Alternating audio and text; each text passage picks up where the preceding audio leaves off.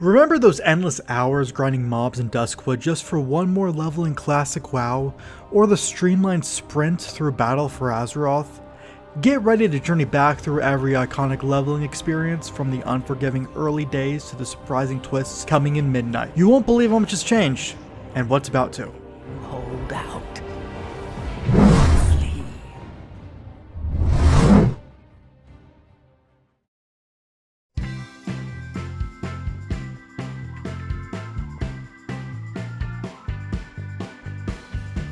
In original World of Warcraft Classic, leveling was a test of patience, perseverance, and community. Leveling wasn't just gameplay, it was the game. Experience gains were slow, travel was tedious, death was punishing. Every time you dinged a level, it felt like a small triumph. Quests were less forgiving, mobs were unforgiving, and dying often meant spirit res paths or corpse runs. Players grouped in parties, leaned on each other for help in dungeons, or even shared quests to maximize efficiency.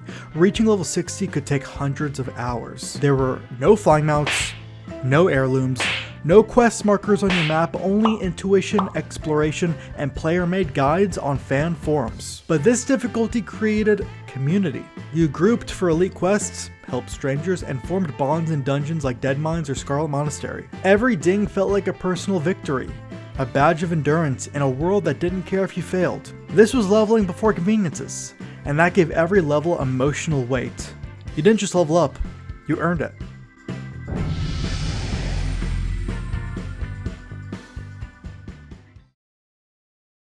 World of Warcraft, baby! Yeah! I'm looking for World PvP because I hate Horde, so I kill Horde when I see Horde. Lord! With the Burning Crusade, Blizzard expanded the leveling ceiling and the world. Players ventured beyond Azeroth into Outland. Quests became more structured, zones better interconnected, and the pacing improved. Outland offered condensed quest hubs and linear progress through zones. Hellfire, Zangarmarsh, Nagrand, each telling pieces of a cohesive story. Still plenty of challenge. Named elites, crowded quest hubs, and punishing pools made mistakes costly. But then Wrath of the Lich King refined the formula, often called the golden era of leveling.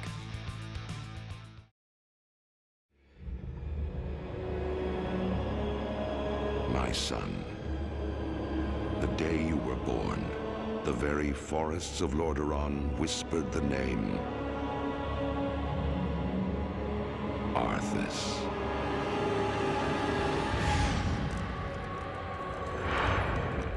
Northrend zones felt cinematic. Phasing made your actions ripple through the world.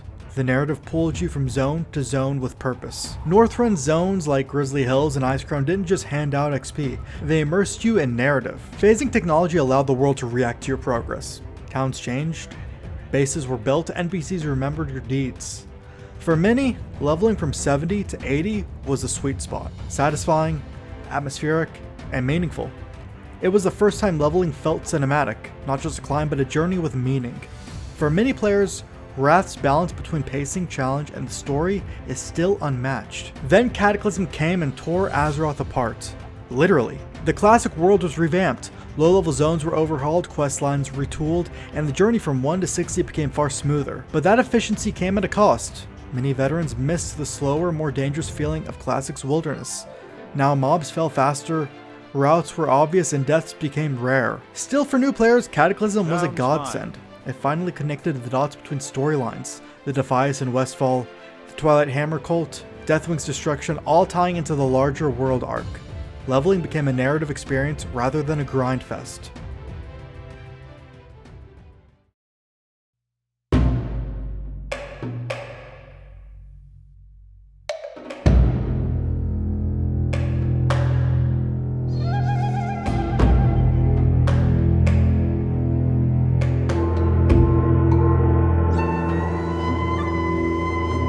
Mists of Pandaria leaned even further into narrative. Zones had thematic arcs.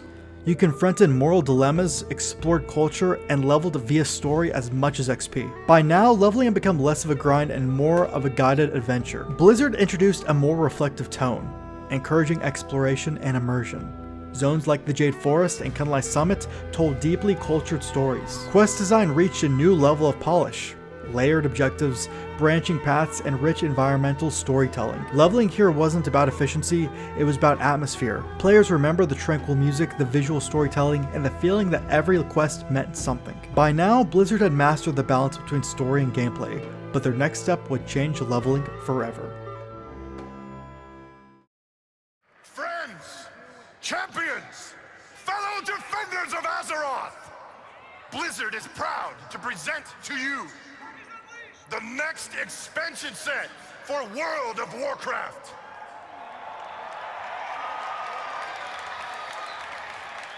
We call it Warlords of Draenor! With Warlords of Draenor, Blizzard pushed towards faster leveling. Queues, XP bonuses, and tight quest chains made the climb faster. Players were funneled through story-rich zones with cinematic cutscenes, voice acting intros, and a single main campaign. We will never be slaves! Then Legion introduced scaling. Any zone could be viable regardless of your level, so you could pick your path. Suddenly you could choose your path freely. Start in Ajuna or Valshara, the world adapted to you. For the first time, the leveling experience felt modern, non-linear, choice-driven, and visually stunning. Legion also reintroduced meaning through class order halls, giving players unique narratives tied to their class identity. Leveling wasn't just progress, it was personalization. Battle for Azeroth continued that trend. Heirlooms, catch-up mechanics, leveling boosts. The idea was to minimize downtime and get players to the action sooner. But in doing so, the sense of discovery sometimes faded. The leveling race became more about efficiency than exploration. While accessibility soared, immersion declined. Many players raced to cap without absorbing the story. Shadowlands took the opposite approach. A more narrative, heavy leveling experience with a unified campaign that every player followed. It was cinematic, but rigid.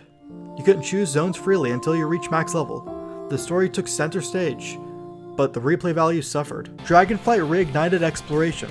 The Dragon Isles brought wide, open level zones. No borrowed power systems and faster mounts via dragon riding, one of the most popular mobility features ever added. Leveling became fluid again, with natural pacing and rewarding side stories. In the War Within, the leveling experience shifted again. The story begins in the subterranean continent of Kaz Algar.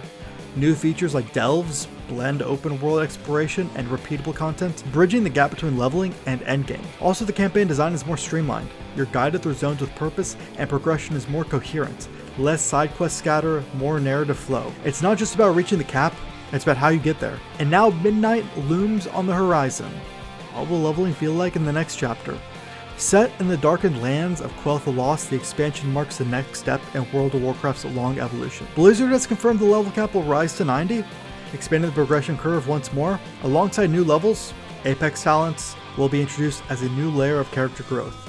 On top of that, the new returning player experience is being revamped, aiming to make the early journey smoother and more engaging. At midnight, leveling might hit a balance, progression that feels meaningful, systems that feel fresh, and that sense of discovery that's been missing. It's not just more levels, it's a redefinition of what leveling can be.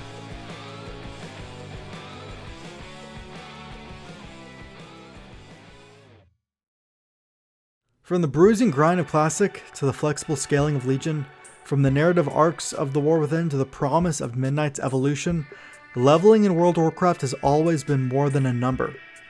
It's the journey. It's the story. It's the growth. Leveling has always been the heart of World of Warcraft. It's where friendships are forged, worlds are discovered, and players become heroes. No matter how systems change or how fast you ding, that journey, that first level up, will always matter most. And with Midnight on the horizon, maybe the best version of leveling is still ahead.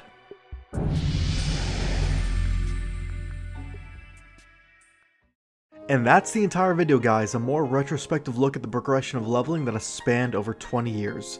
I'm recording this on almost the 21st anniversary to the day. World of Warcraft was released November 23rd, 2004, and what a journey it's been. I actually started playing this game around June or July of 2006, believe it or not, but that story is for another video. If you all enjoyed this video, feel free to leave a like on it, sub to the channel for more videos like this, and I will see you all in the next video.